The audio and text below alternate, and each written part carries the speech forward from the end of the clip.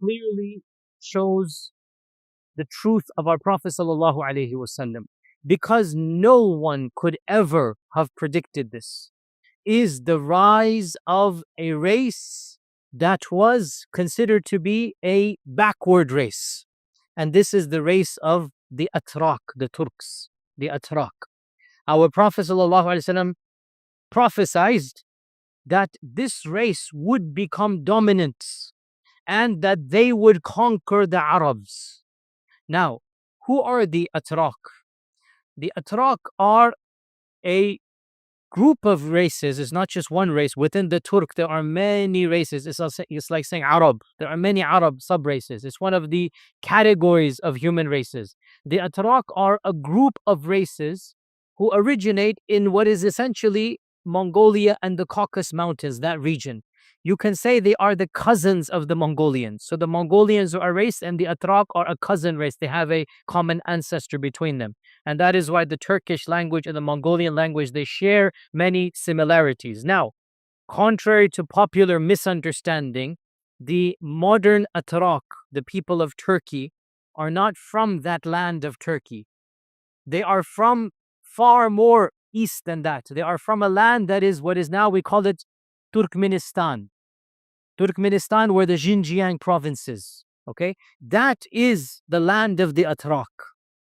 And the Atrak came from there and they eventually conquered what is now modern Turkey.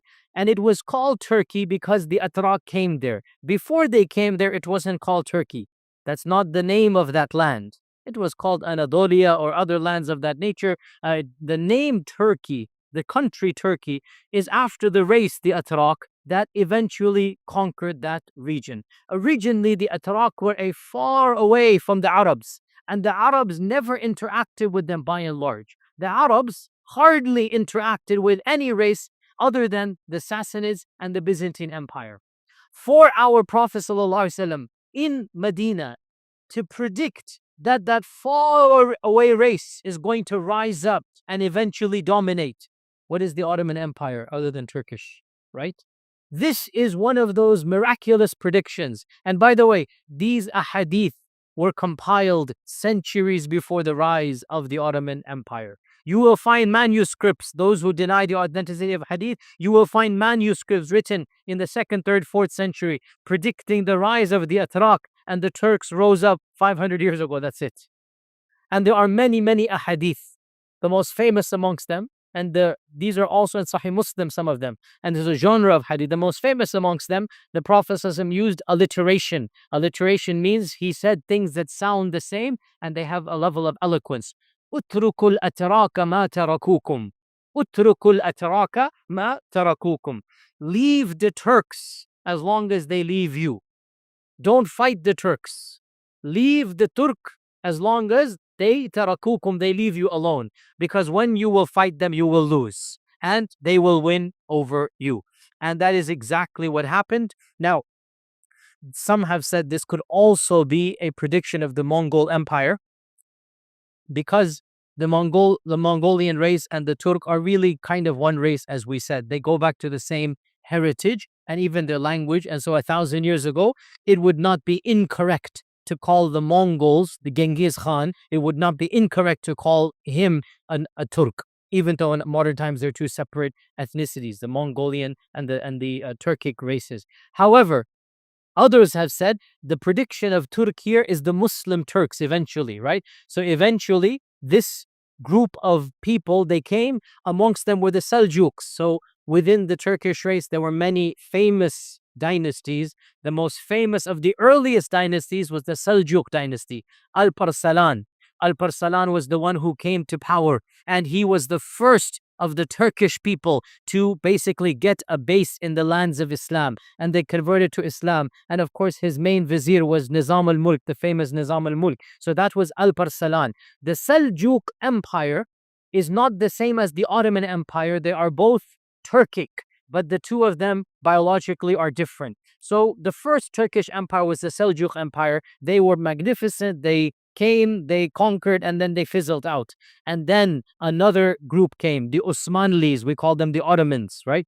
Those of you that are watching the Ertugrul series, which is a mythic romanticization of that, but it is, the kernel of history is there. So the rise of the Usman tribe, Usmanli, Ottoman is the children of Usman. This is the second prediction. And our Prophet ﷺ predicted that this empire and this group would become the dominant one.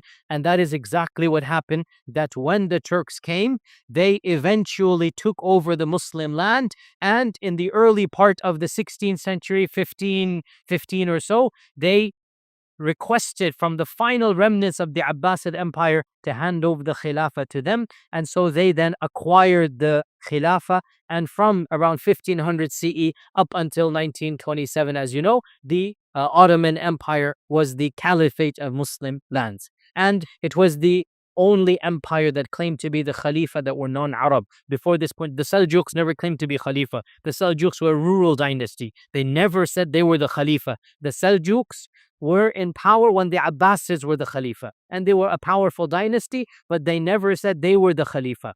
And the Ottomans were the first non-Arab to say that they were the Khalifa of Islam.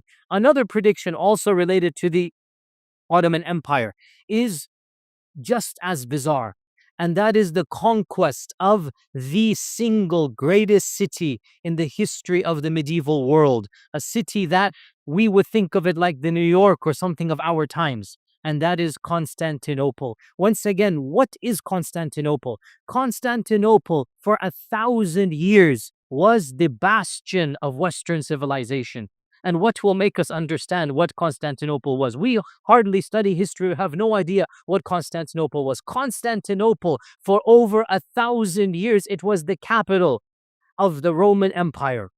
Constantine himself, Constantinople is named after him. Constantine the Great established the capital. The city existed even before then. And for 1,300 years, it remained the capital of the greatest empire known to man up until that point in time. And that was the great Roman Empire.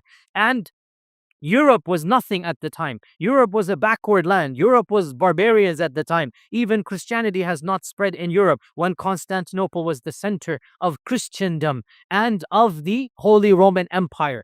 And the Prophet ﷺ predicted that the Muslims would one day conquer Constantinople. Again, an amazing prediction. How can a small group of persecuted people in Mecca daydream of conquering Constantinople? But our Prophet ﷺ predicted that. Now, because of this, the Sahaba had it in their minds that they wanted to conquer Constantinople. And in fact, the first Sahabi to launch a campaign to try to conquer Constantinople was none other than Muawiyah ibn Abi Sufyan. When he was barely in his early 20s, he managed to come very close to Constantinople via the Navy fleet. As you know, they landed in Cyprus and then they landed on the banks of the Bosphorus and then they attempted to conquer the city, but it was way too powerful. They laid siege, but they could not. It was simply too powerful for them. And that is why the famous companion Abu Ayyub al-Ansari, he died outside of the walls of Constantinople. The famous companion, the one whom the Prophet ﷺ, he lived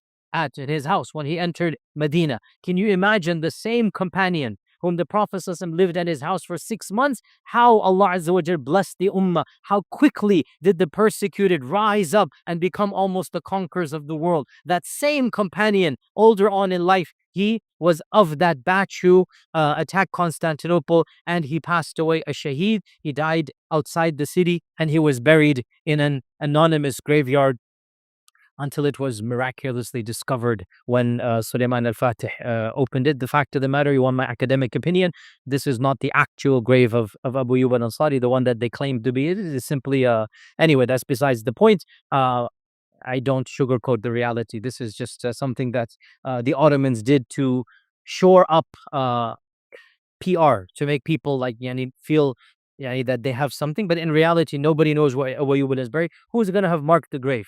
How would they have known for 1,000 years? Anyway, that's besides the point. Abu Ayyub al-Ansari's grave is somewhere. All I'm saying is the grave that they say that it is actually, look it up historically. It is simply constructed later on in history. The point being that the Sahaba attempted to conquer Constantinople and their eyes were on the prize. Many ulama and historians have said that Tariq ibn Ziyad, actually his main intention for going to Andalus was to make his way by land, because he knew that by sea would not be possible because reinforcements, etc. He wanted to conquer land by land until he goes from North Africa to Andalus all the way to Constantinople. Some have presumed this and Allah knows best. The point is the eyes were on the prize. Many people wanted to conquer Constantinople, but of course it only happened in the year, who knows what year Constantinople was conquered. What year? 1453 by Mahmud or Muhammad al-Fatih, by Sultan Mahmud al-Fatih. The Turks say al-Fatih Mahmud. And the conquest of Constantinople changed the course of human history. It marked the end of one era and the beginning of another. Literally, one of, if you wanted to list the 10 most famous incidents in all of human history, the conquest of Constantinople is in the top 5. It's that big of a deal that the Muslims finally conquered Constantinople, and this was predicted by our Prophet ﷺ. Hadith is a Sahih Muslim that a Sahabi asked Abdullah ibn Amr ibn al-As, one of the Tabi'un, asked him that which one will we conquer first, Constantinople or Rome? They had heard of Rome. Rome was there, but Rome was not to the power and the level of Constantinople. It was far number 2.